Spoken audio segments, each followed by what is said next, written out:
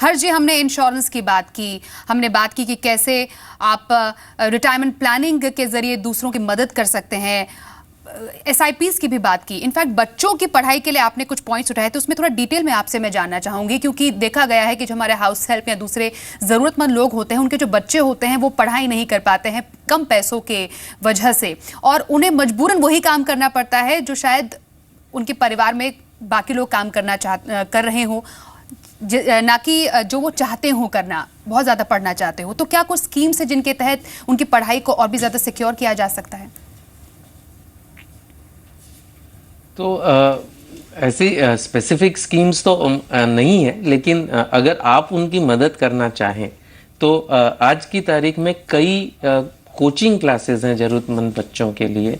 क्योंकि जो स्कूल्स में अगर जाते हैं, अगर म्यूनसिपल स्कूल्स में जाते हैं, कई जगह पे म्यूनसिपल स्कूल्स अच्छी नहीं होती। आजकल कई जगह पे म्यूनसिपल स्कूल्स बहुत अच्छी हो गई हैं, बिकॉज एनजीओज के साथ कोलैबोरेट करके कई जगह पे म्यूनसिपल स्कूल्स काफ़ी अच्छी हैं, बट कई जगह पे उनका इतना अच्छा नहीं है।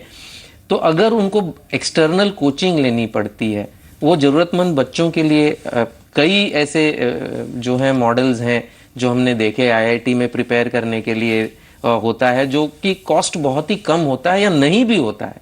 तो अगर कॉस्ट है, कुछ छोटे से कॉस्ट की वजह से वो नहीं कर पा रहे हैं, तो उसमें मदद अगर आप करें, इनफैक्ट मदद यहां तक भी हो सकती है कि ऐसी टाइप की चीजें आप इंटरनेट से पता करें, क्योंकि आपके पास इंफॉर्मेशन का एक्सेस है जो शायद उनके पास नहीं है।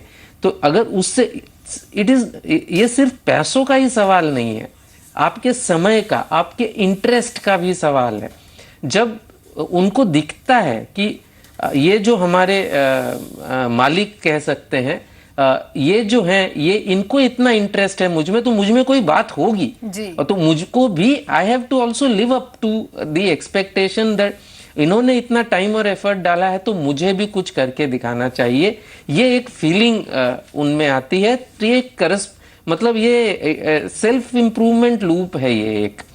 और ये जो आप सब करते हैं, एक पॉइंट मैं कहना चाहूंगा, जैसे सुरक्षा कवच की हमने ब्रेक पे जाने से पहले बात करी थी, उसमें आपका भी बहुत फायदा है। आप ये सोचिए कि अगर उनके परिवार में कोई बीमार पड़ेगा तो उनके पैसे खर्चे होंगे, तो वो लोन लेने आपके पास आएंगे ही। पुराने हैं तो आपको लोन देना भी पड़ेगा, और हो सकता है कि लोन नहीं चुकाने की स्थिति में उनको जबरन वो नौकरी वो छोड़ दें क्योंकि वो चुका नहीं पाते। तो एक तो आपको आपके पैसे गए, आपने लोन दिया, पैसे चले गए आपके, ऊपर से अच्छा सहायक जो था आपका वो भी चला गया।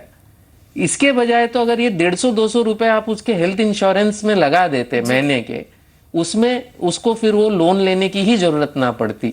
तो ऐसा नहीं है कि जब आप दूसरों की मदद कर रहे हैं तो आपकी अपनी मदद नहीं होती, आपके अपने भी उसमें फायदे होते हैं। खैर, वो उद्देश्य नहीं होना चाहिए, उद्देश्य क्लियरली हेल्प करने का होना चाहिए। जी, लेकिन स्टेबिलिटी एक यहाँ पर समस्या जरूर है हर जी, क्योंकि अगर वो स्टाफ आपकी नौकरी छोड़कर ही चला जाए तो ये योजनाएं तो लैप्स हो जाएंगी। तो इसका क्या हल है?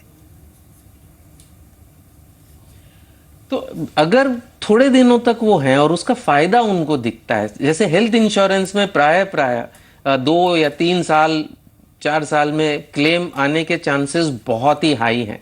एक बार अगर उनको फायदा उसका दिख जाता है कि ये पॉलिसी सिर्फ कागज का टुकड़ा नहीं है, इससे एक्चुअल फायदा होता है, उसके बाद चाहे वो आपके साथ रहें या ना रहें, वो भी अपना पैसा उसमें लगाएंगे, या जहां जाएंगे उनसे कहेंगे कि आप लगाइए। तो एक बार सुरक्षा कवच की आदत आपने उनको लगा दी और उसका फायदा उन्होंने देख लिया, उसके बाद शायद वो हमेशा उसके लिए या तो वो खुद उसका कुछ प्रोविजन करेंगे या कहीं से उसका प्रोविजन करवाएंगे। तो आदत डालनी है, मैंने रिपीटेडली कहा, हैबिट एक सही डालने से आपने उनको जिंदगी भर का जो है एक लिटरेसी दे दिया। हाँ जी, एक और बात मैं आपसे समझना चाहूंगी, लोग जब सामाजिक कामों की बात करते हैं, थोड़ा सा टैक्स के बारे में भी सोचते हैं, डोनेशन पर उन्हें छूट मिलती है, तो क्या ऐसे अगर सोशल गुड कॉज में पैसे हम किसी के लिए इन्वेस्ट करते हैं तो क्या इसमें भी कुछ फायदा होता है इसके तहत? तो ये अगर ऑब्वियस सी है, डोनेशन की छूट चाहिए तो आपको रजिस्टर्ड चैरिटेबल ट्रस्ट्स में डोनेशन देना होगा, और सिर्फ पैसों के डोनेशन से ही आपको छूट मिल सकती है, काइंड में छूट नहीं मिल सकती। और वो जिस भी ट्रस्ट को आप दे रहे हैं वो ATG के तहत रजिस्टर्ड होना चाहिए।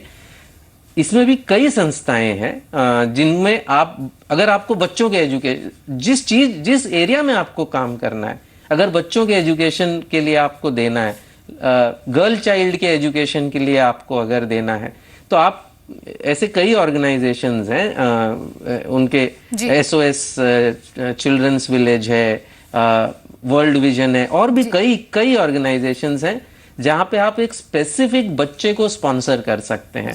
उसका जो भी खर्चा होता है साल का वो आप दे दें, तो उसकी पढ़ाई लिखाई उस पैसे से चलती है।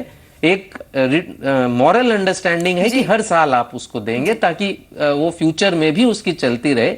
कोई कारण से आप नहीं दे पाए तो दूसरे डोनर्स उनके पास आ जाते हैं। तो ऐसा नहीं है कि एक बच्चे को आपने इस साल दे दिया, अगले साल कोई कारण से नहीं दे पाया तो उसकी स्कूल छूट जाएगी। और जैसा कि आपने कहा, एक हैबिट की बात होती है, और अगर सोशल गुड कॉज के लिए आप एक की भी अगर मदद करेंगे तो एक परिवार अगर एक की मदद करेगा तो कितने लोगों की मदद हो सकती है, ऐसा आप समझ सकते हैं। बहुत बहुत शुक्रिया हर्ष रुंगटा हमारे साथ आज के इस खास पेशकश में जुड़ने के लिए।